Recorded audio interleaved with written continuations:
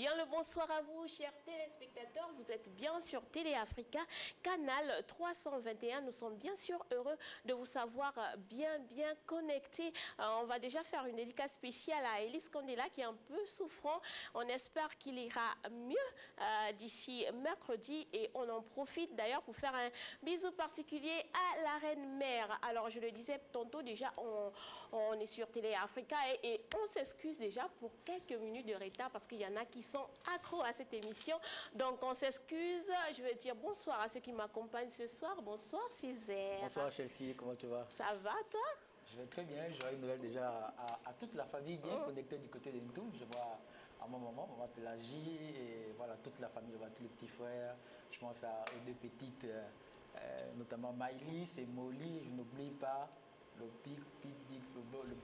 bon petit qui bouge trop à la personne d'Eliam. Allez, bisous à vous là-bas, je vous aime très fort.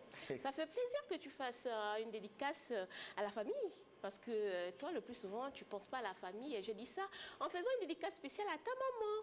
Alors, dédicace spéciale à la maman de Césaire. Césaire, tu ne vas pas répondre du tout. Je faisais une dédicace spéciale à ta maman. Moi, je voulais je disais que le plus souvent, tu ne le fais pas. Donc, moi, je le fais. D'accord, mais il n'y a pas de souci. Je voulais par contre saluer également, je n'oublie pas Grâce Esther depuis Dakar. Ben voilà, le plus souvent, c'est ça. Je n'oublie pas Daniel, je n'oublie pas Dimitri, je n'oublie pas Signe. Bonsoir Géraldine. Bonsoir Chelsea, bonsoir à toute la team. Ça va? Oui, ça va très bien. Je vais en profiter pour souhaiter un joyeux Noël à toute la famille du côté de Lambaréné. Joyeux Noël au couple Kumba qui a fêté aussi ses 12 ans de mariage. Joyeux Noël également à toute la famille depuis plein Niger qui nous regarde très câblés ce soir. Joyeux Noël à tous ceux qui nous regardent. Joyeux Noël à toi aussi, Délice Ovono. Comment tu vas? Je vais très bien, je suis venu en hélicoptère, ça va. Bonsoir le Gabon, bonsoir.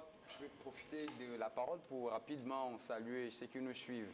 Alors je vais rapidement saluer Faniska, je vais saluer la très ravissante Milendi Félicia, Eva et je n'oublie pas les oubliés, voilà. Ça c'est dans le boulot d'eau. Tout à fait. Là tu salues tout le monde du côté de l'Astoville, c'est ça ou Je salue tout le monde du côté de l'Astoville, plus précisément les élèves du lycée Jean-Arsène Bungenza. J'allais oublier, je salue So et sa petite sœur Mariam la boudeuse, voilà. D'accord. Alors chers téléspectateurs, un programme très chargé ce soir quand même, puisqu'on parle avec Césaire de Havard qui nomme sa première présidente noire. Un sujet très important. Césaire aura l'occasion de nous en dire un peu plus. Et Géraldine est allée du côté de Port-Gentil, c'est ça? Tout à fait. Alors, il y a un gentil Papa Noël Tout à fait. qui a donné le sourire aux enfants du côté de Port-Gentil. On va en parler avec Géraldine. Vous êtes bien installés, j'espère, chers téléspectateurs. On commence maintenant avec cette vidéo.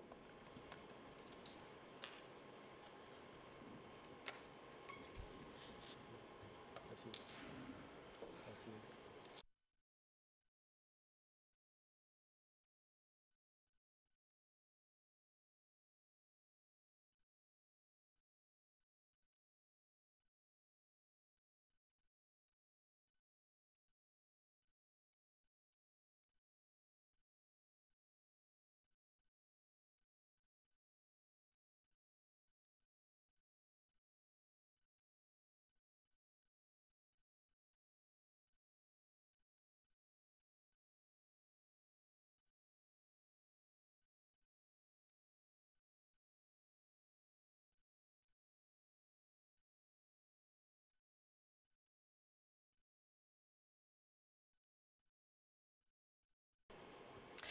Très belle leçon de vie qu'on vient de regarder à travers cette vidéo. Donc, un couple qui est en train de se discuter et il y a une dame, une vieille maman qui traverse la route. Et là, la jeune femme veut aider cette dernière. Son mari n'est pas du tout d'accord et il va jusqu'au bout, hein, puisqu'après, il va rejoindre sa femme, histoire de tirer sa femme et dire « laisse tomber ». Mais il y a quelque chose qui l'attendait là-haut, donc s'il ne quittait pas à l'endroit, il allait se faire mal. Que pensez-vous, les amis? Bon, personnellement, je dirais, comme on dit souvent, que rien n'arrive pour rien. Et si moi je suis les chrétiens, moi je l'inviterais à davantage être ancré dans la parole. Parce que là, il a flirté avec la mort. Je ne pense même pas qu'il allait se faire mal, mais il allait complètement perdre la vie.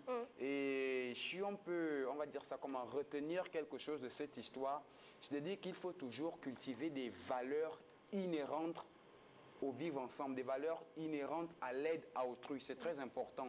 Parce que si sa femme, en l'occurrence, ou sa petite amie, je ne sais pas trop, ne serait pas allée aider la dame, je pense que et lui et sa femme allaient perdre la vie. Donc c'est parce qu'elle a été éprise de compassion qu'elle est partie aider la dame.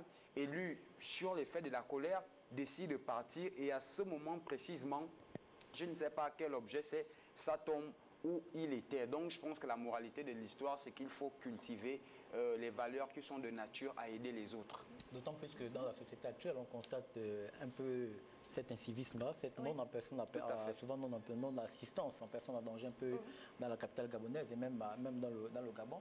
On se rend compte que parfois, il y a des personnes, vous voyez comment est-ce que le monsieur ou la dame est en train de se faire braquer, mais des gens sont là, ils rigolent, ils prennent leur téléphone, ils sortent des smartphones, ils commencent à faire des vidéos sans pour autant assister. Ça, c'est une des premières leçons que je tire de cette vidéo, parce que la dame s'est déplacée, allait assister, allait prêter main forte à cette maman, cette madame qui a fait tomber son panier de fruits et qui essayait de ramasser, toute fatiguée bien entendu. Elle a aidé et malheureusement, heureusement plutôt, je veux dire heureusement pour le monsieur qui a tout de suite, en fait par colère, il n'est pas allé avec l'intention de vouloir aider. Il est allé avec l'intention de vouloir se chamailler davantage avec sa femme. Et là, il échappe au pire. Et donc, c'est comme disait Délise tout à l'heure, il échappe simplement au pire, il échappe à la mort, parce qu'imaginons qu'un seul instant que cet instrument était tombé sur sa tête, mais alors là, on ne parlait pas, on parlerait d'autre chose en fait. Oui, ben moi je pense que c'est vraiment une très belle leçon de vie, comme je l'ai dit Chelsea, et aussi retenir que vous pouvez échapper à certains malheurs quand vous décidez d'aider autrui. Oui. Parce que si la dame n'avait pas décidé d'aider, je crois que les deux auraient frôlé la mort. Donc, vraiment, c'est une très belle leçon de vie, c'est-à-dire ne pas être insensible parce que l'indifférence a pris de l'ampleur dans nos sociétés et vraiment, c'est déplorable parce que nous sommes dans une société, nous sommes tous humains, nous sommes tous frères de sang.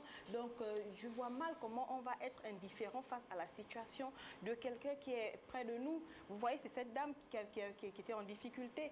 La jeune fille voulait l'aider, mais le mari n'était pas d'accord. Non, pas du tout. C'est un homme. Il doit savoir que c'est une femme qui est en difficulté, c'est une mère, c'est une sœur.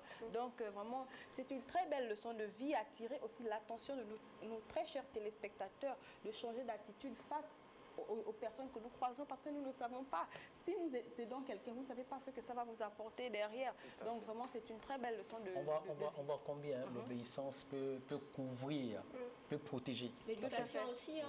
Voilà. Tout à fait, si cette l'éducation. dame n'avait pas obéi à cet ordre moral, d'aller assister cette vieille dame-là, mais je ne pense pas que... Oui, c'est comme tu l'as dit, tout y va aussi de l'éducation qu'on reçoit, même si certains enfants reçoivent souvent une bonne éducation, mais après, avec le suivisme, avec les mauvaises mœurs, l'influence du dehors, cette éducation, mais... Moi, j'irais même au-dessus de l'éducation. Là, c'est même pas question d'une bonne éducation, c'est question des valeurs humaines. Là, c'est le côté humain de l'homme vraiment qui doit parler. C'est-à-dire, on peut être mal éduqué, on peut être ce qu'on appelle communément dans notre pays un rieneux, mais on doit quand même avoir ne serait-ce qu'une once d'humanité en nous.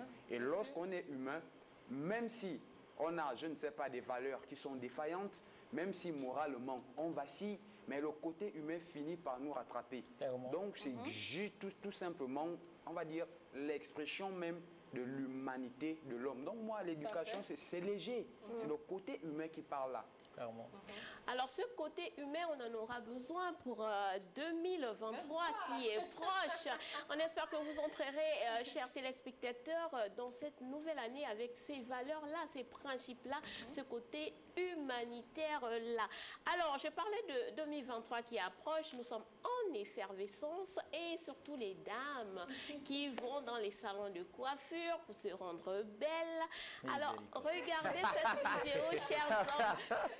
Qu'est-ce qui t'arrive, Césaire? Sacrée femme, tout ça pour le plaisir des hommes, quand même. Alors, on regarde cette vidéo.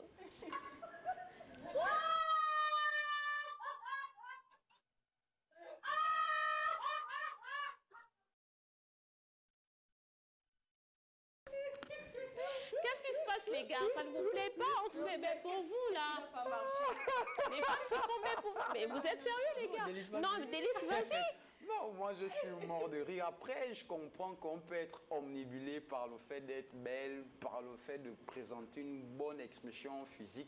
Mais quand même. Quand même, comment, qu'est-ce qui ne te plaît pas sur cette coiffure? Ben, moi, c'est des coiffures, elles sont trop fantaisistes, elles sont fallacieuses. Et là, elles ne mettent pas en valeur. Mais c'est stylé quand même, c'est stylé non, il là. ne faut pas toujours chercher le style. Parfois, il faut chercher ce qui est en harmonie avec nous-mêmes. Et puis la simplicité aussi. Et là, voilà. Oui.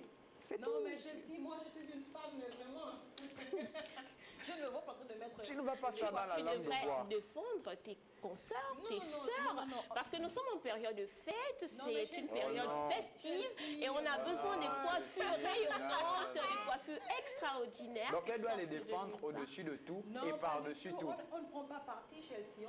Alors moi sans être rabat-joie, ne pas mettre les... en fait, je comprends parce que c'est le côté festif, donc il faut bien un peu tout ce qui est un peu d'extravagance. de l'extravagance, un peu de... Mais seulement après, derrière, il y a un mode qui est dorénavant coutumier qu'on appelle la janviose. Parce qu'après, derrière, il y a une vie. Après les fêtes, après le réveillon, après la Saint-Sylvestre, mais il y a un mois qui est là, dont on a parfois l'impression qu'il dure 3 mois, il dure 4 mois. Alors, donc, lorsqu'on s'engage dans de telles dépenses, parce que cette coiffure-là, mais pour la faire, je pense que, je sais, tu ne vas pas me dire que c'est 10 000 cette coiffe-là. Elle est au-delà. Pourquoi pas? Elle peut être à 5 000 francs. Non, du tout. Là, au moins, la dame a 15 paquets de mèches sur la tête. Tout à l'heure, et toi et moi, nous sommes des femmes. Et on sait que le plus souvent, ce qui est simple, en ce moment, ça coûte cher. Mais Chelsea, ça, c'est pour la coiffure. D'accord, mais ça, c'est pour la coiffure. Ça, c'est la coiffure seulement.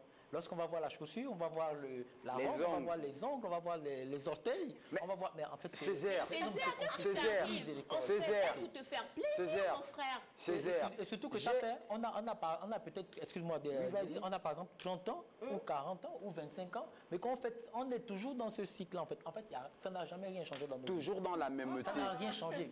En fait, bon, on a ou pas, mais ça ne change rien à nos vies, en fait. Les amis, on va se concentrer parce qu'il y en a qui nous regardent, qui ont sûrement cette coiffure à la tête. Alors, dites exactement qu'est-ce qui ne va pas dans cette coiffure. Moi je l'aime bien, cette coiffure. J'aime bien cette coiffure. Non, moi, je n'ai pas de problème avec la coiffure. Moi, c'est un problème de style, c'est un problème de goût, on ne peut pas discuter là-dessus. C'est son choix. Mais moi, c'est juste derrière. Moi, c'est la manière dont on se prépare. Et là, je m'adresse aux Gabonais, en fait. C'est-à-dire que il ne faut pas qu'on aille dans l'excès. Parce que c'est le réveillon, parce que c'est la Saint-Sylvestre, parce que c'est la bonne année. Non, parce que derrière, après, il y a un mois, je le rappelle, et il faut le savoir. Il faut savoir cela. Il y a un mois derrière qui dure parfois 6 mois, on a l'impression. Mais qu'est-ce que ça a à voir avec la coiffure, là? Mais qu'est-ce que ça a à voir? Parce que c'est un élément qui nous amène à discuter justement de la manière dont les Gabonais dépensent pendant cette période de fête. Donc tu penses que cette coiffure-là, elle coûte plus cher qu'un tissage je ne sais pas, de 150 000 francs qu'on va mettre tout lisse? Mais c'est toutes ces choses-là dont on est en train de dénoncer. Non, mais là, moi je te parle de la coiffure, le style de la coiffure, je viens de dire, la coiffure en elle-même, moi, elle ne me dérange pas. C'est son choix. Oh, moi aussi. C'est son choix. À toi, tu dérange. Bien sûr. Et certainement, si elle est mariée, la dame, ou elle est fiancée, son partenaire apprécie. C'est ce qu'il a pris goût. Et donc, je ne vois pas, moi, pour Césaire, je viendrai donner mon point de vue par rapport. Sur quelle base, en fait? Délice, ça te dérange? Pourquoi exactement? Je trouve ces coiffes trop extravagantes, trop excentriques. Et du coup, je ne pense pas que ça mette en valeur leur beauté. Je vois beaucoup plus des femmes qui sont marquées du sceau de... Je dirais quoi, d'une envie viscérale ou permanente de toujours faire quelque chose de spécial, mais qui au final ne passe pas avec elle. Je pense que la femme doit d'abord prendre conscience que c'est un objet d'art, la femme. La femme, c'est un objet d'art. Justement, c'est un objet d'art. Et justement, bien sûr, embellir ne veut pas dire mettre des choses qui sont même de nature à dénaturer la valeur même de la personne. Vous allez faire une coiffe qui fait pratiquement... qu'on va dire quoi, 50 cm de hauteur, avec 4 paquets de mèches. Et mais regarde, Césaire, où je vais chuter, c'est que tu vas prendre, moi j'ai vu une dame qui te fait une coiffe avec 4 paquets de mèches. Déjà, c'est pas bon pour le cuir chevelure, parce que c'est combien de kilos que tu mets sur ta tête.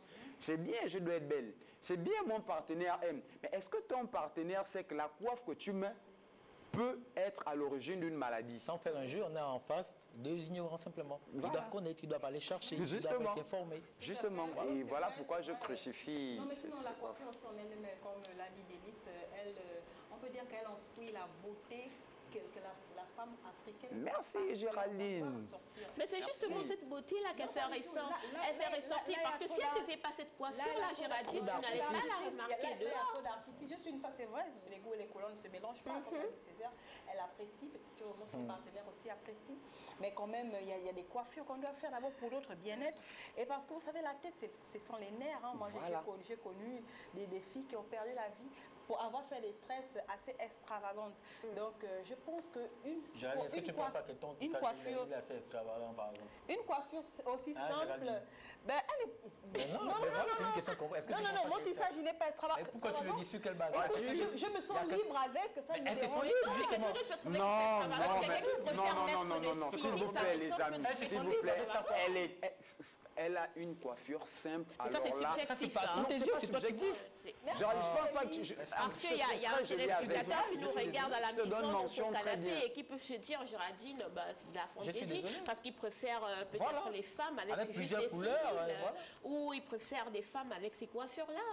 Mais est-ce qu'il n'y a pas des canons aussi de beauté? Il y a quand même des canons de beauté. Attends. Il y a ce qu'on appelle l'innovation, il y a ce qu'on appelle la critique.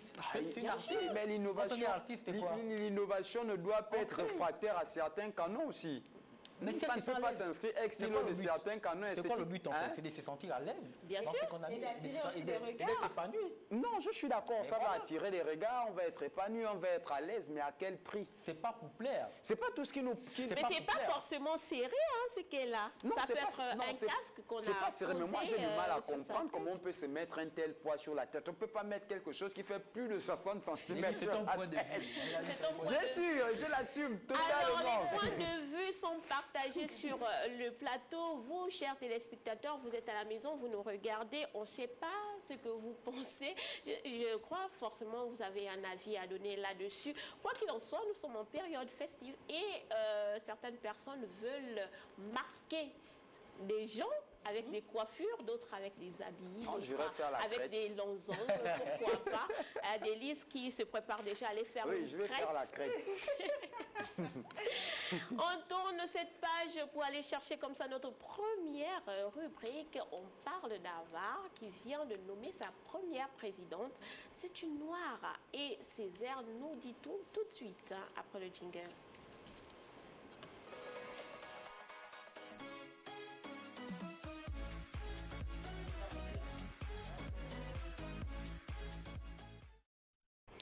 Prestigieuse université du côté des États-Unis, on le sait, c'est pas n'importe qui part à Harvard. Délice voulait y aller l'année passée, mais malheureusement, il n'a pas été retenu. Césaire a fait un tour quand même, il a fait 2 semaines.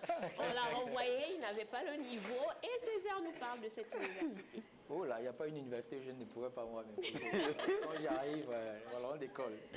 Oui, c'est pour parler de Chelsea. On parle de la première université, sinon la plus ancienne, de la plus grande démocratie, la plus vieille démocratie au monde, donc les États-Unis. Alors, l'université Harvard, elle a vu le jour, présenter un peu de façon succincte l'université Harvard, ou on peut aussi l'appeler l'université Harvard ou alors Harvard simplement. Alors, elle est une université privée américaine située dans le Cambridge. Le Cambridge, c'est une ville dans l'agglomération de Boston. Boston, c'est dans l'État de Massachusetts. Voilà. Comment? Massachusetts, justement, dans l'État de Massachusetts. Donc, c'est fondé le 8 octobre 1636. Wow. Et cette université existe. Elle est vieille, 1636, très vieille. C'est le plus ancien des établissements supérieurs privés aux États-Unis. Alors, qu'est-ce qui se passe là-bas? Cette université-là, déjà, il faut rappeler qu'elle a connu dans un passé très récent d'abord sa première dame. En 2007, elle nommait la première dame présidente de cette université-là, la personne de Madame Dewey, j'espère que je vais bien prononcer, je ne suis pas anglophone, Dewey Gilpin Faust, voilà, qui est une historienne américaine, donc elle a 25 ans. Dewey, là, c'est D-R-E-W. C'est ça. Drew. Yeah. Merci. Donc, Drew Faust, donc, qui est une historienne américaine. Elle enseigne depuis 25 ans déjà l'histoire des États-Unis d'Amérique. Oui. Alors, elle est devenue la première présidente de cette institution-là en 2007. Elle a été nommée. Et ce qui nous amène à parler justement de cela, c'est parce que, comme on l'a connu en 2000, vous connaissez la date qu'Obama a pris le pouvoir? 2008. Alors, comme en 2008, où la première puissance, on a vu à la tête de cet État-là un noir, alors c'est la première fois également, depuis 1636, qu'une femme noire prenne la tête justement de cette institution devenue. Et le débat actuellement se trouve au niveau de la Cour suprême, parce que vous savez, cette dame-là, elle est, ce qu'il faut dire sur sa personne, elle est haïtienne d'origine. Oui. Voilà, elle est haïtienne d'origine. D'accord. Et elle a mené beaucoup de combats, c'est elle en image que vous voyez. Elle a mené beaucoup de combats. Madame Gay est professeure et mentor dévoué dans les cours qui ont porté des sujets tels que la politique raciale ethnique aux États-Unis, la politique des Noirs dans l'ère post-droit civique, les comportements politiques américains et la citoyenneté démocratique. Alors, membre de l'Académie américaine des arts et des sciences sociales, dont elle a dirigé en tant que doyenne jusqu'à sa nomination récemment. Elle a aussi fondé et dirigé l'initiative sur les inégalités américaines à Harvard.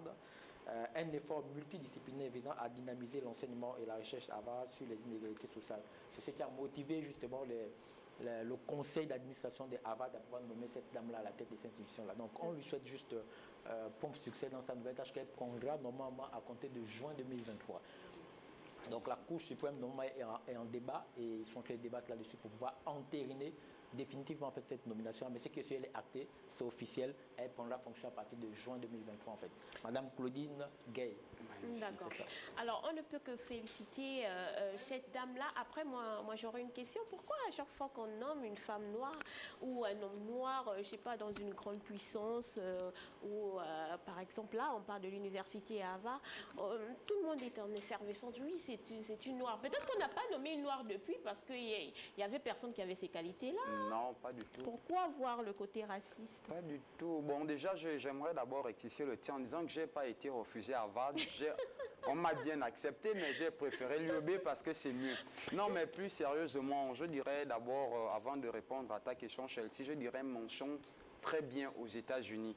Parce que les États-Unis, une fois de plus, nous montrent que le principe de méritocratie est celui qu'il faut mettre en avant-plan. Voilà pourquoi je salue lorsque Césaire a fait le lien avec Barack Obama.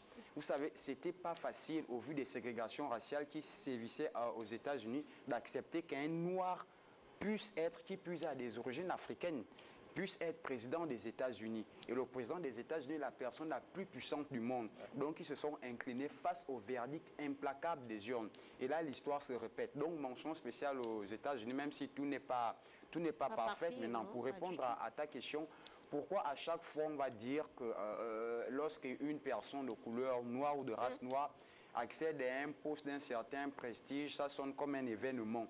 Je pense que c'est normal. C'est normal parce qu'on ne va pas ignorer comment le monde fonctionne, comment les choses fonctionnent. On sait tous que l'homme noir parfois a été invité à rejoindre le règne animal. On a toujours fait la douloureuse expérience de la méconnaissance de nos valeurs. Alors, lorsque quelqu'un arrive à ce niveau, ça veut dire que c'est une personne qui a de la valeur, qui a de la prestance et qui a cravaché pour en arriver là. Donc, ça sonne comme un événement. Parce que malheureusement, pour finir, nous sommes des êtres, ça il faut avoir le courage de le dire, banalisés, parfois méprisés. On nous renie même parfois notre humanité. Voilà. Donc, et clairement, c'est tout qu'on connaît, Délice l'a rappelé tout à l'heure, les États-Unis, par son histoire, alors c'était... On a eu dans une période dans l'histoire justement des États-Unis où un noir ne pouvait pas s'asseoir aux côtés des blancs. Il y a cette histoire, voilà. Oui. Donc du coup, ça a toujours été, même lorsque tu as été compétent, tu méritais la place qu'il fallait, mais à cause de ta couleur, on t'enlevait. Et donc il a fallu du temps, il a fallu des combats, il a fallu justement le combat dont elle menait par exemple au sein de cette université-là. Et c'est l'objectif d'ailleurs. Pourquoi est-ce qu'elle a été nommée? C'est justement parce que les États-Unis montrent là, c'est vraiment l'exemple en matière de démocratie. Bien sûr, la grande démocratie. Encore que, même là où on ne les attend pas souvent, ils sont là, ils répondent présents. Personne ne s'imagine un instant que cette université devait être dirigée par une femme noire. Surtout une femme, peut-être un homme, mais une femme noire en plus. Mais c'est à saluer et c'est à féliciter. C'est pourquoi ils sont les États-Unis. Pourquoi? Parce qu'à l'intérieur même d'Harvard, c'est des élites, c'est des personnes assez puissantes. C'est la plus grande université du monde. Voilà. Et arriver à prendre la tête de cette institution, mais c'est juste vous dire la profondeur, la compétence, l'intelligence de cette dame-là, en fait. Qu'elle n'est pas n'importe qui. C'est un poids sur qui, assurément, je pense que certainement dans les années qui vont arriver, elle pourrait prétendre même à des postes de responsabilité bien plus importantes au niveau même du pays. Oui. Elle t'a écouté, Césaire, je suis au rendez-vous. C'est une très nouvelle qui m'enchante, on peut encourager. On voit la concrétisation du rêve de Martin Luther King, I Have a Dream, et Rosa Parks, comme l'a si bien dit délices.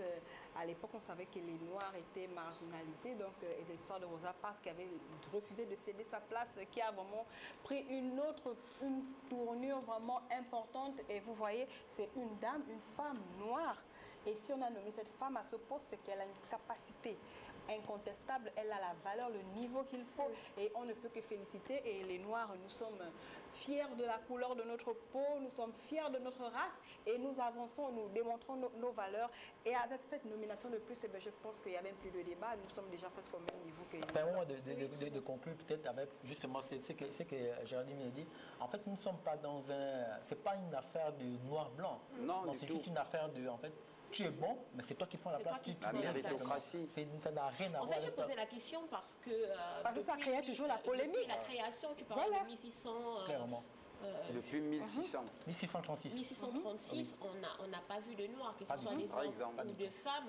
Alors, je posais la question pour comprendre un peu. Bien sûr. Merci à toi. Et ta question avait lieu d'être parce que même quand Barack Obama avait été élu président des États-Unis, mais ça a créé une polémique. Si tu me permets, Chelsea, peut-être ajouter très succinctement qu'au fait, c'est aussi peut-être une invitation indirecte envers les personnes de couleur noire, dire que nous devons sortir de cette posture de victimisation. Oui, nous je suis d'accord. Tout à fait. En s'inscrivant dans une certaine logique, en travaillant justement, merci Césaire, comme Césaire le dit, on peut parvenir à de tels résultats, mais surtout intérioriser l'idée vraie que nous ne sommes pas ontologiquement inférieurs aux hommes blancs, que nous sommes capables de rationalité au même titre que et nous les ne blancs. sommes pas non plus supérieurs. Voilà. Bien sûr. Voilà. Égalité, c'est ce qu'on prône ici sur Canal 321 Télé Africa, chers téléspectateurs. Vous faites bien de nous regarder. On espère que vous allez bien et que en cette période festive, vous êtes en train de manger, je sais pas, une bûche de Noël avec les enfants. Ça va très bien de votre côté. À propos de cette information, précisez tout simplement que lorsqu'on mérite, ben, on a la place qu'il faut. Tout à fait. Lorsqu'on mérite cette place-là, que l'on soit blanc ou noir, je ne sais pas moi, indien, peu importe. Clairement. Si vous avez les compétences qui vont avec, ben, vous méritez votre place. Clairement, tout à fait. Donc félicitations à cette dame. Claudine Gay. Claudine Gay. On continue bien sûr avec nos rubriques et Géraldine nous emmène du côté de la province de l'Ogooué-Maritime à Port-Gentil, un gentil Papa Noël pour tous les enfants. Ça fait plaisir de voir un sourire sur le visage des enfants. Après le jingle.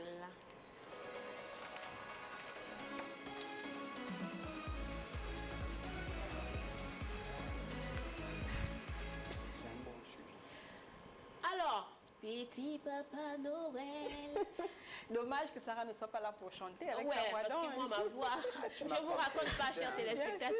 Tu disais quoi? Elle ne m'a pas encore écouté lorsque je chante. Non. Toi, tu chantes que lorsqu'il y a les veillées au village. Mais vas-y alors. Non, mais si je chante, vous allez tous rentrer à pied, hein, parce que tout ce que vous avez comme argent dans les poches, vous allez me donner. Tu veux dire qu'on va jeter?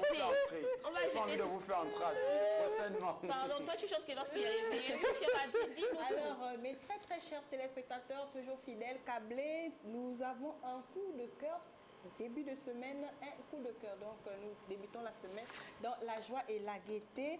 Voilà, et cette fois-ci, nous irons dans la ville de Port-Gentil, capitale économique du Gabon. Comme nous le savons tous, Chelsea l'a dit, nous sommes en période de fête de fin d'année et à la fête de la Nativité, plus précisément, communément appelée la fête de Noël. Et c'est dans cette optique que le maire de la commune de Port-Gentil, Monsieur Gabriel Tchongo, a décidé de se vêtir de la veste de Papa Noël pour apporter du bonheur à plus de 200 enfants. C'est en début de semaine dernière que les enfants des agents municipaux ont reçu des cadeaux surprises, des moments de joie et de bonheur, comme vous pouvez le voir sur les images. Alors, pour les familles et singulièrement les enfants qui n'ont pas manqué de témoigner toute leur gratitude à l'édile de la ville pour Yagabi, comme il est communément surnommé, il s'agit d'un jour spécial où les parents témoignent leur amour à leur progéniture. Yagabi s'est alors incliné en organisant un arbre de Noël comme le veut la tradition. Et tenez-vous bien, il ne s'est pas arrêté là dans sa bienfaisance. Engagé également aux côtés de l'UNICEF, il a également remis des cadeaux aux enfants vivant avec un handicap. Le bienfaiteur est satisfait que les enfants en voyant des sourires radieux sur leur visage. Yagabi a terminé ses mots en souhaitant un joyeux Noël aux enfants et leurs familles, ainsi qu'une très bonne année 2023 par anticipation. Nous savons que nous sommes à quelques jours de la nouvelle année.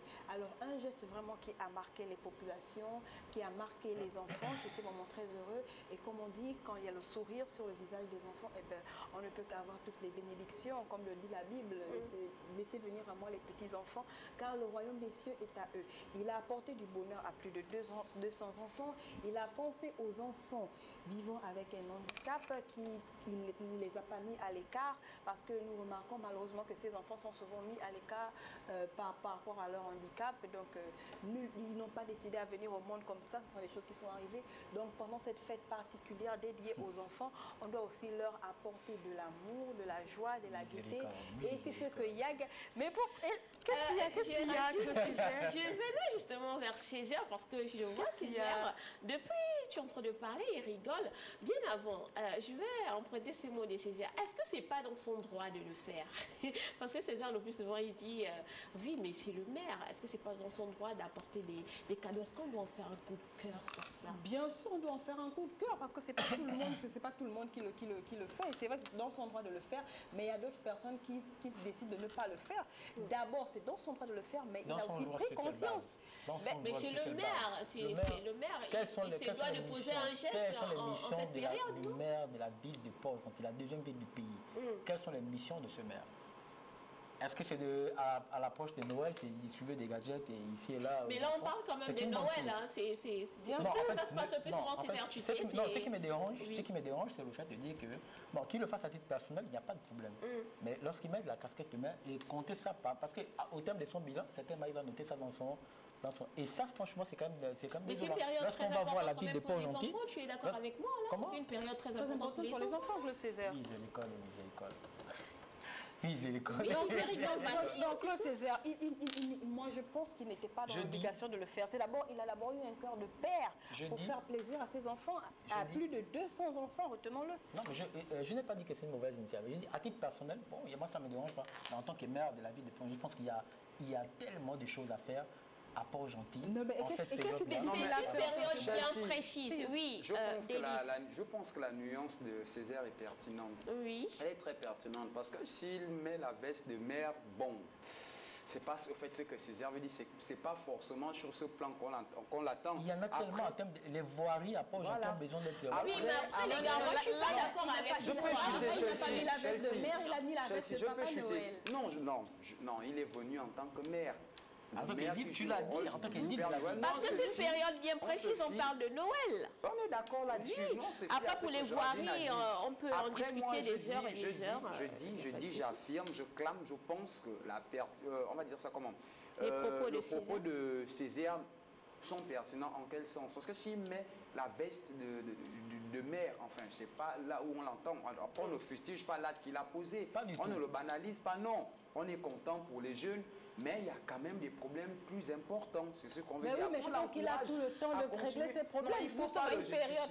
Non, nous sommes à une période. En fait, moi, permettez, moi, en tant que natif de la ville. Oui, tu vas terminer. Voilà, qu'il le fasse, il n'y a pas de souci. Oui, en tant que natif de la ville, il le fait, justement. Il s'est défait de la veste de maire. Là, mais même si c'est le fait de la... Délice, même si c'est le fait de la veste de maire, ce sera toujours là, on va dire, c'est le maire Gabriel Tchongo qui le fait, parce qu'il est maire. Maintenant, je vais recadrer les choses. Nous sommes en période festive, nous sommes à Noël. Et donc, Noël, on offre des cadeaux aux enfants.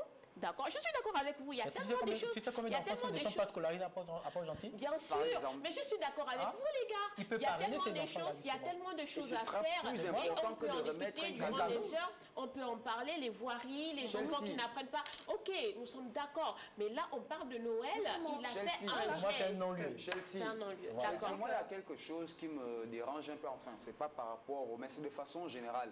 Pourquoi à chaque fois qu'on remet des cadeaux aux enfants, il faut toujours que ça soit médiatisé. On a comme l'impression que c'est plus quelque chose qui se fait de façon naturelle, qu'on est marqué du sceau de la compassion de ces enfants.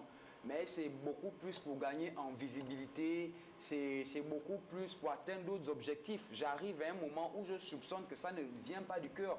Parce qu'il est rare de voir des personnes, politiques en l'occurrence, qui remettent des cadeaux et ne pas médiatiser cela. Non, mais il ne faut pas voir les choses comme ça. Non, moi, c'est ma façon peut-être. Après peut-être, on peut dire que je suis rabat-joie, je cherche la petite bête partout. Mais moi, j'essaie de comprendre quand même ces phénomènes, comme quoi à chaque fois qu'un homme politique remet des cadeaux, il faudrait que ça soit filmé. Mais Lise, en plus de ça, je pense qu'il faut qu'on sorte des... on est à c'est quoi, on a 60, 62 ans déjà d'indépendance. Et ça, c'est coutumier en fait. Il faut qu'on sorte un tout petit peu de ça. On n'a pas besoin de venir. C'est-à-dire que quand ce n'est pas un cadeau de Noël, c'est un carton de nourriture ici, c'est un sac de riz ici. Mais non, il faut qu'on sorte. Et là, on a besoin, on a besoin, comme le dit le proverbe chinois le dit, hein, on a besoin qu'on nous apprenne à pêcher, qu'on pêche nous-mêmes. Donc, c'est quoi en l'occurrence? Mettre le cadre, par exemple, pour les affaires. C'est comme s'il y a tellement de jeunes de chômage ici. À Port-Gentil, mais on parle des enfants, hein, on parle pas de... Non, mais là, j'ai poussé le débat. J'ai senti des poussées le débat. Après, chaque chose a son temps. Après, on ne suit plus sur les enfants. Les gars, je vous suis. D'accord, je suis d'accord avec vous. Moi, je parle maintenant de façon générale. C'est-à-dire qu'il faut qu'on sorte de cette politique-là où, à chaque fois qu'on c'est Noël, on doit donner un cadeau. À chaque fois où il y a une inondation quelque part, une famille mais l'essence on même donne un de apport, Noël, c'est quoi? Créer le Noël même. Je ne suis plus dans Noël. Oui. D'accord, je ne suis plus dans Noël. Je suis en train d'expliquer. Pour dire qu'il faut qu'on sorte. C'est une politique, c'est pensé, c'est un système, c'est une stratégie en fait qui est mise en place. Et donc dans ça, il y a Noël, il y a quoi? Il y a les fêtes de fin d'année, il y a une inondation, il y a un fait d'hiver ici. Donc à chaque fois on vient au secours. Non, il faut qu'on sorte de cette politique où on doit donner aux Gabonais de façon à ce que quand celui qui en a un peu plus, il donne. Et donc on va chanter son nom là-bas. Et donc on va dire son nom là-bas. Non, il faut mettre en place le cadre. En ce qui concerne par exemple les inondations, on a besoin d'une politique de l'habitat. En ce qui concerne par exemple les enfants, on a besoin d'une très bonne politique en matière d'éducation nationale. Qu'il y ait des écoles, que des enfants soient inscrits en fait, qu'ils vont à l'école, qu'ils apprennent, qu'ils se forment. C'est de ça dont on a besoin, qu'ils se fassent soigner. Il y a les hôpitaux qui sont là, d'accord? D'accord, Césaire. Alors, le coup de cœur de Géraldine s'est transformé en coup de gueule de Césaire. Pour vous, chers téléspectateurs, je ne sais pas si c'est un coup de cœur ou un coup de gueule. C'est selon. Mais je reste quand même sur le fait que nous sommes en période de nativité, donc Noël. Le symbole de Noël, c'est justement offrir un cadeau. Et Monsieur Tchongo donc on n'a pas banalisé. Voilà. Donc, Monsieur Tchongo offre un cadeau à ces enfants-là qui sont bien sûr du côté de Port-Gentil. Félicitations à Monsieur Tchongo et les enfants sont heureux. Il y a un sourire sur leur visage. Après, on est sur les propos de Césaire. On reste sur les propos de Césaire et de Délice. Il faut aménager les choses. Il faut changer les paradigmes. Il faut changer les paradigmes. C'est très, très, très important. Culture et agenda tout de suite. Et on parle du djembé. Ah ouais.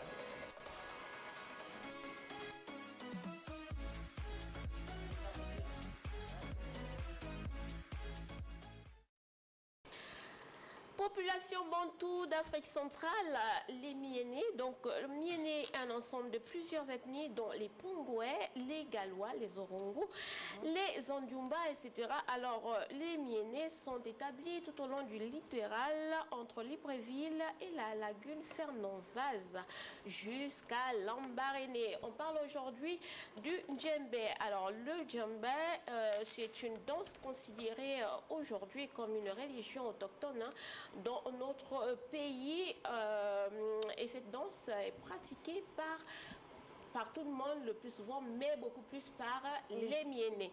Voilà, donc le djembé, ce qu'il faut savoir en quelques minutes, chers téléspectateurs, c'est que c'est un rite initiatique réservé à la femme. Donc on dit de ce rite qu'il amène la femme à une connaissance très approfondie des plantes et de leurs effets. On dit aussi que le djembé a pour but de, on va dire quoi, de la recherche du pouvoir de la femme sur l'homme. Mais attention, ce pouvoir de la femme sur l'homme, chers amis, n'est pas maléfique. Hein. Ce pouvoir de la femme sur l'homme, c'est surtout le pouvoir que la femme a de tenir son foyer, le pouvoir que la femme a de bien garder son homme, de bien garder sa famille. Voilà. Donc, pendant le rituel, on donne bien sûr ces valeurs-là aux jeunes filles. Et ces jeunes filles qui sont bien sûr à la quête de spiritualité, j'y arrive, qui leur permettra de résoudre tous les problèmes quotidiens qu'ils vivent. Alors, je le disais, hein, c'est un pouvoir qu'on donne à la femme et ça se passe le plus souvent en forêt. Donc, on amène des jeunes filles en forêt et tout cela, c'est bien sûr sous, comment dire, sous l'autorité d'une reine mère, d'une femme âgée qui est là, qui accompagne les jeunes filles. Et voilà, et là-bas, il se passe plein de choses, il se passe l'initiation, plein de choses secrètes que nous, on ne connaît pas du tout. Voilà, et après, le samedi, par exemple, ils sortent, on présente les nouveaux initiés aux autres. C'est toute une communauté, hein, c'est une famille. Voilà, donc le djembé, en quelques mots, chers téléspectateurs, on retient que c'est une société initiatique réservée à la femme. D'accord, c'est pour apprendre à la femme les valeurs au niveau de la société, au niveau de son foyer, comment gérer son foyer, comment gérer ses enfants, quel pouvoir. Ah oui, la femme a un pouvoir. Ah, c'est super. Moi, j'ai une question, Chelsea. Oui. Attends, depuis que le djembé existe justement dans cette communauté-là, dans ces pays-là, qu'est-ce que ça a changé dans la vie de ces personnes? Mais ça change énormément de choses. Comme toute société initiatique, d'accord? Que ce soit le Buiti, le Djembé, je sais pas, non, moi, c'est que le retour que j'ai, c'est que ça cause des problèmes dans des faux couples, voilà, c'est des gens qui ne sont pas... Oui, c'est ce côté-là que certaines personnes... Bah, après, et tu l'as dit tout à l'heure, ils vont, pour un moment donné, dans une sorte de chambre secrète dont on ne non, connaît pas chambre secrète, en forêt. Et en forêt, mais justement, c'est pour donner quelque chose aux femmes. C'est quoi l'intérêt? Mais donner quelque chose aux femmes pour faire asseoir leur foyer. Donner des conseils aux femmes pour avoir des attributs positifs. Les attributs pour diriger un foyer. Tout à fait, diriger un foyer, diriger la famille. C'est pas méchant, hein, les gars. Non, je ne le dis pas. On comprend déjà que comme vous êtes des femmes, il y a ce côté subjectif qui parle en vous. Bon, après, moi, je ne vais pas trop déconstruire cette façon de faire parce que je parle souvent du principe que la tradition, c'est notre identité. Oui. La tradition, c'est ce que nous sommes. La tradition, c'est ce par quoi on nous définit. Même quand on ne connaît pas ce que c'est. Et qu'on nous identifie. Pourquoi tu ne connais pas ce que c'est? Tu peux initier quelque part, tu peux forcément... Maintenant, si vous me permettez, non, je parle d'abord de la tradition de façon générale. Moi, je n'ai pas un problème contre la tradition. Comme je le disais, c'est notre identité, c'est ce par quoi on nous définit, c'est la chair même de ce que nous sommes. Nos valeurs y résident. Après, rien n'est parfait. Il y a effectivement des éléments de la tradition qu'on peut critiquer. Mais ça ne fait pas de la tradition quelque chose qui soit foncièrement négatif. Voilà, il y a des choses, peu importe, dans toute entreprise humaine, il y aura des choses qu'on peut critiquer, même dans notre émission, là, il y a des choses qu'on peut nous critiquer. Alors, Délice, je veux rassurer Césaire, lorsqu'on parle de... Non, j'ai aucun problème. Hein. Oui, je sais, lorsqu'on parle de société initiatique telle que l'on dit, mais par exemple, pour ces femmes miennées, ces filles miennées-là, alors, c'est, je ne sais pas... Pourquoi les miennées? Parce que c'est pour eux, c'est leur danse. C'est leur danse, non? Moi, je trouve ça, excusez-moi, moi, je trouve qu'il ne faut pas rendre des choses hermétiques ou ésotériques. Non, mais ce n'est pas hermétique. On parle de la base. Non, après, tout le monde le fait. Il y a déjà justement, je pense que le problème des Africains réside à ce niveau. Parce qu'on a toujours un rapport de ne pas s'ouvrir aux autres pour conserver ce qui est nous. Mais c'est ouvert. Ça aide, non. Puisque vous dites que c'est réservé aux femmes miennées. Non, j'ai dit c'est réservé à la jeune fille. Voilà. Non, j'ai dit c'est une danse initiatique mienée réservée à la jeune fille. Le Buiti est un peu partout, non? Tout le monde pratique. Mais bien sûr. Mais bien sûr. J'ai dit, ça vient des miennés, c'est réservé à la jeune fille, donc peu importe la jeune fille, peu importe ton ethnie. Pourquoi la jeune fille? Mais justement, j'expliquais tout à l'heure, c'est parce que les gars, vous êtes tellement, vous vous emportez, vous n'écoutez pas ce que je suis en train de dire. Alors, je vous explique. C'est réservé à la jeune fille. On parlait de Buiti la dernière fois qui était réservé aux hommes, c'est une société secrète. Et là, on a parlé d'une Joby la dernière fois aussi qui était réservée aux hommes. Ça, c'est réservé à la jeune fille pour apprendre à la jeune fille les secrets du foyer. Vous comprenez ce que je veux dire? Alors, on regarde cette petite vidéo du djembé. On va danser le djembé. Ah non, pas moi.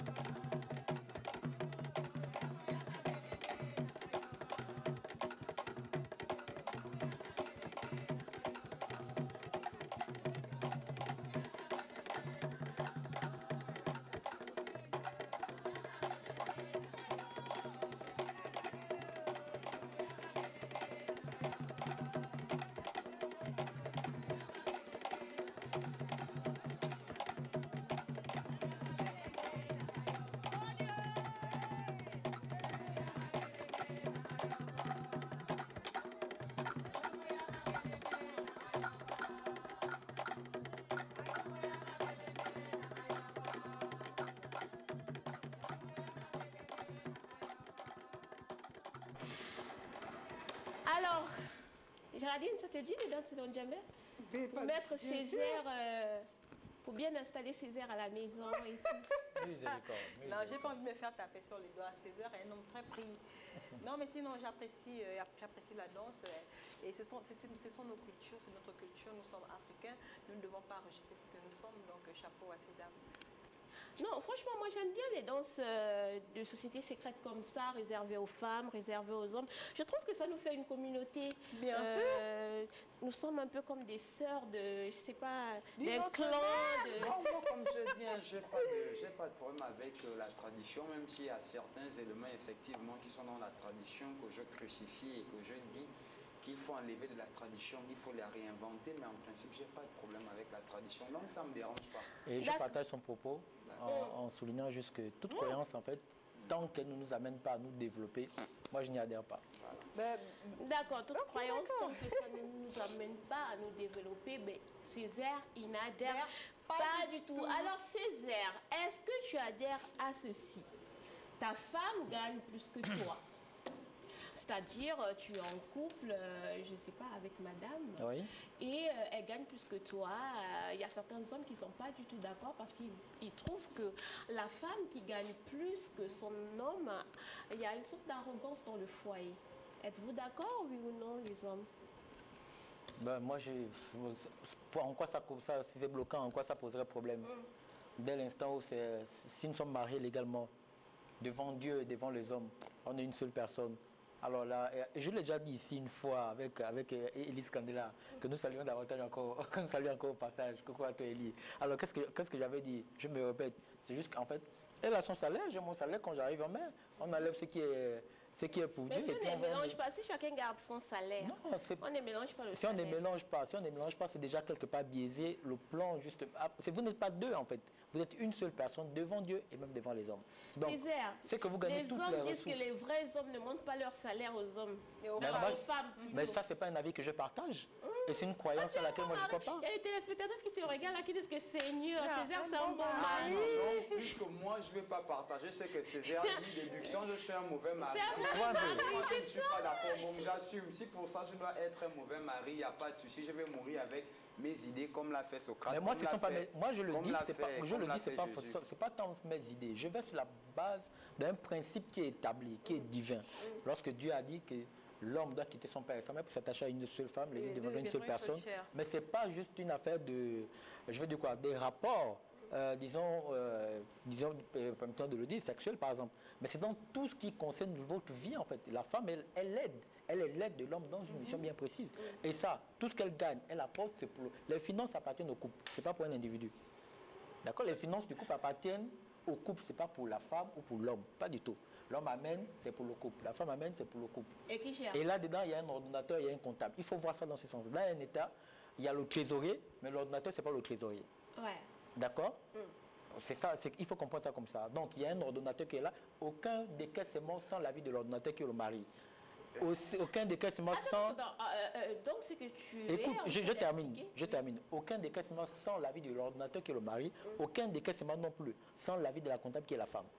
Dans le foyer, c'est comme ça. Les finances appartiennent ensemble. Voilà. D'accord. Toi, tu n'étais pas d'accord? Non, je ne suis pas d'accord parce que je trouve les propos de Césaire trop idéalistes. Trop idéalistes. Vous savez, après, je n'aurais pas un avis tranché sur la question. Je vais dire ça dépend. Ça dépend de la femme. Vous comprenez? C'est qu'il y a des femmes qui sont au-dessus de ces petits détails. C'est-à-dire qu'elles gagnent plus que vous, qu'elles gagnent moins. Au fait, ça ne change en rien chez elle. C'est-à-dire vous restez son homme, vous restez le chef. Et elle ne va pas vous emmener à voir la douloureuse expérience on va dire de la contestation de votre autorité. Non. Elle va toujours vous donner votre place en tant qu'homme. Mais effectivement, des femmes, ça il faut le souligner. Voilà pourquoi je dis que je ne suis pas totalement d'accord.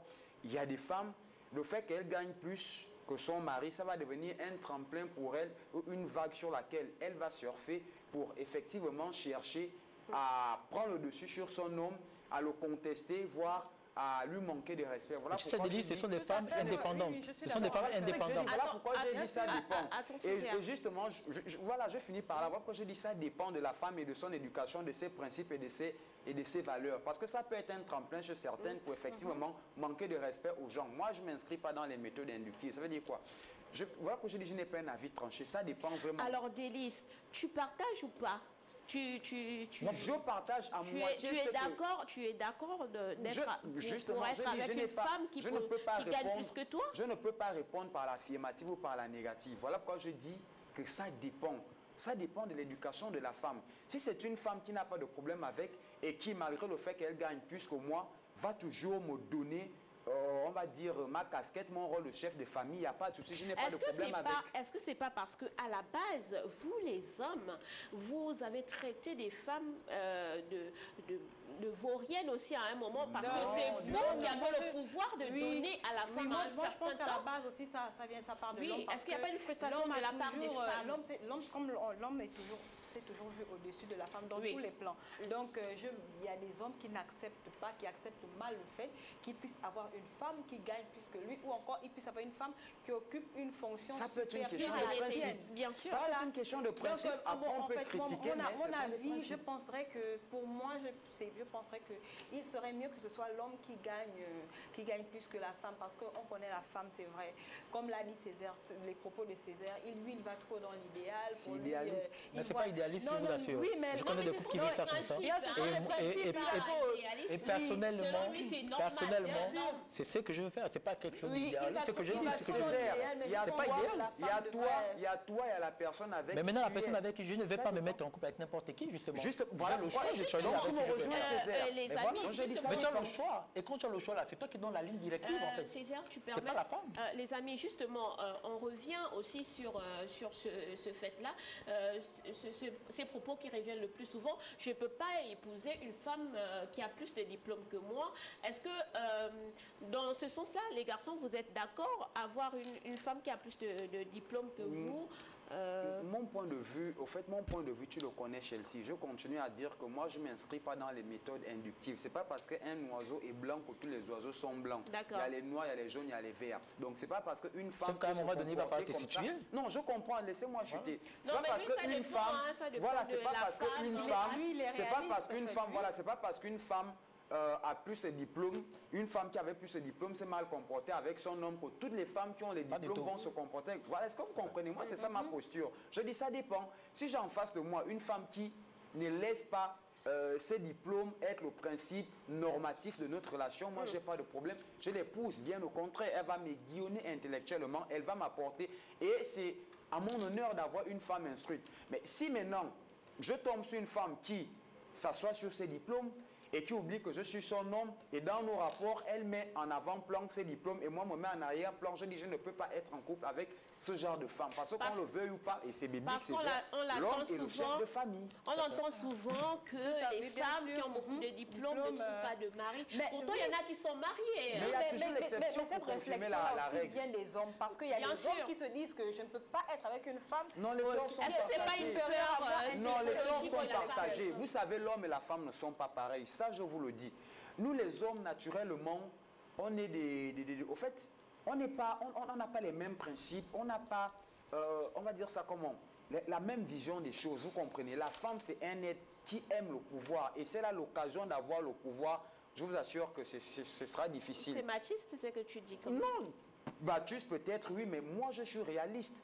Je ne suis pas un idéaliste. Moi, je vis avec les réalités. Vous savez, si vous partez interroger des gens qui ont été dans cette situation, je vous assure que très peu vont vous dire que ça a été, on va dire, une relation qui est de tout repos. Ils vont toujours vous déconseiller cela. Après un moment, ça donne matière à se poser des questions. Alors moi, j'ai dit sur le plateau, j'ai entendu 2 ou 3 fois dire que je suis idéaliste. Oui, je l'assume. Pourquoi? Parce qu'on vit dans un contexte, dans une société où, en fait, à la vérité, ce qui est la vérité, ce qui fait même l'essence le socle même d'une société, ça n'existe plus en fait. On bafoue tout. Je suis d'accord. Le droit d'aînesse, le respect des aînés, il y a tellement de choses qui sont bafouées. Donc du coup, quand on arrive avec on trouve des personnes qui défendent, qui portent ces valeurs-là, on les prend, on dit, ah, mais vous là, vous êtes des rêveurs, vous êtes des idées. Oui, je le suis, parce que la personne avec qui je veux me mettre en couple, pour répondre de façon en définitive justement à la question, je ne veux pas me mettre en couple avec n'importe qui, c'est qu'avec qui je veux me mettre en couple, mais je sais qui elle est en fait. J'ai pris le temps de connaître la personne. Mais tu me Et rejoins, je la choisis d'où? C'est dans un environnement parmi plusieurs. Tu me rejoins, que j'ai vu. Césaire. Et je sais ce qui est bien pour moi et que je la prends. Et je fixe le cap. C'est moi qui fixe le cap. Je dis, bon, Tout voilà à où fait. on va, elle s'aligne et on part. Donc, Quand elle dit, je vais s'aligne là, donc ce n'est on pas est une façon plus d'imposer. C'est parce qu'elle a compris où on est en train d'aller et volontairement elle décide de Mais s'engager. est-ce qu'on connaît assez bien qu'elle Voilà. est-ce qu'on connaît assez bien qu'elle est Finalement, est-ce qu'on connaît assez bien la personne? Non, parce qu'il y a des femmes qui sont vraiment idéalistes, soumises avant le mariage, mais après le mariage, elles montrent une autre facette. Jeanne, je vais te dire que la Peu importe perfection, même Dieu importe n'exige pas. l'environnement dans lequel Je tu vais te vas dire une choisir chose. ton épouse, Même Dieu ne que ce soit dans t'exige une pas la église, perfection. dans Tu sais une ça? mosquée, si elle n'est pas bonne, Est-ce que elle tu n'est sais pas que même bonne. Dieu ne t'exige pas la perfection? Tout à fait. Ce que Voilà. je dis, Dieu Et ce que n'exige Dieu pas la exige de toi, perfection. et c'est la même chose que ton époux, ton futur, qui n'est pas exigé de toi. C'est juste l'honnêteté et la sincérité. Mais ça, on est tout puissant en fait. Ben oui, mais Claude Césaire, justement, soyons, donc, viens pas me parler. soyons Pourquoi réalistes. je Même dis- les Voilà. hommes n'acceptent Non, on va pas terminer trop. avec Shirati. Oui, même les hommes n'acceptent pas trop que la femme soit au-dessus. Même s'ils ne le montrent pas, même s'ils Mais disent la femme devant n'a les- pas culture, c'est être Oui. au-dessus. Non, mais lorsqu'elle parle de femme au niveau au-dessus, elle parle du professionnel, niveau professionnel, Même scolaire. s'il il aura tendance c'est-à-dire à faire fi devant ses amis, devant ses parents que oui, je suis fière de ma femme, mais il y aura toujours Mais derrière, il va dire oui, tu n'as pas fait à manger parce que tu penses que tu es au-dessus de non, moi. ma femme est au-dessus de moi. Oui, Et bien je sûr. vous assure. Est-ce que la femme ne Donc, peut pas aussi penser c'est lui comme qui a un ça? problème. non, pas du tout. La femme, non, Mais il y a des certaines femmes qui personnes pensent comme ça. Hein, c'est la Césaire? réalité. Il y a des dans femmes la qui sont société. comme ça. Dès que tu Malheureusement. lui parles, oh non, Césaire, tu parles comme ça parce que tu as fait l'école et moi, je n'en ai pas fait. Mais c'est le c'est problème. pareil chez les hommes. C'est le hein. problème. C'est vice-versa. C'est justement pour lui dire que c'est pas Non, une mais réalité qui est propre à l'homme. Même Non, mais il serait mieux que ce soit l'homme qui ait plus de Pourquoi? diplôme que la femme. Pourquoi ce sera Au moins, mieux? là, il y aura un équilibre tu au vois, niveau lorsque du tu dis foyer. mieux, lorsque tu dis mieux, tu marques déjà d'une certaine façon la différence entre l'homme et la femme. Il faut les honnêtes là. Non, Alors- non, moi je suis réaliste. Je parle en fonction des réalités Chers que nous vivons. téléspectateurs, le débat est partagé ici.